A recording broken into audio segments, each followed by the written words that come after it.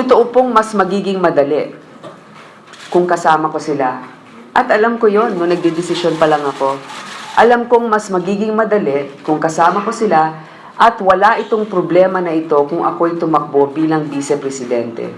Maaaring merong mga iba na itatapon yung sasampang kaso na yan, pero hindi nila masyadong tututukan katulad na nangyayari ngayon.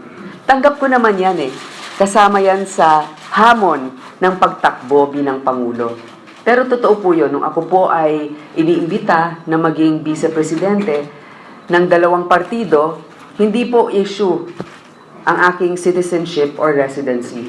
Pero ngayon po ay lumalabas yon, kaya mabuti na rin po yun, sapagkat natatapat ko ang ating mga kababayan at nasasabi ko, at napapakita ko ang pruweba na ako ay Pilipino at natural born.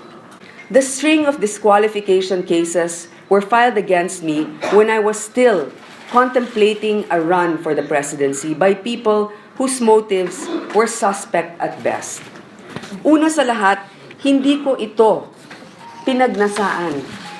Mas madali na lang sana ang tumalikod at lumayo bago pa man magsimula ang kampanya. Tiwala ako na malaking ginhawa ang mararanasan ko sa aking buhay araw-araw. Subalit na naig sa puso ko ang paghahangad ng ating mga kababayan na maghatid sa kanila sa kinaroroonan ko at sa ngayon at sa kanilang mga pagtitiwala na tutulungan natin sila na mas mapabuti ang kanilang buhay. Ang pagtalikod sa pagsubok ay taliwas sa mga itinuro sa akin ng aking mga magulang. Tinuruan akong manindigan para sa aking mga prinsipyo at paniniwala at kung kinakailangan, makipaglaban upang ipagtanggol ang mga naaapi.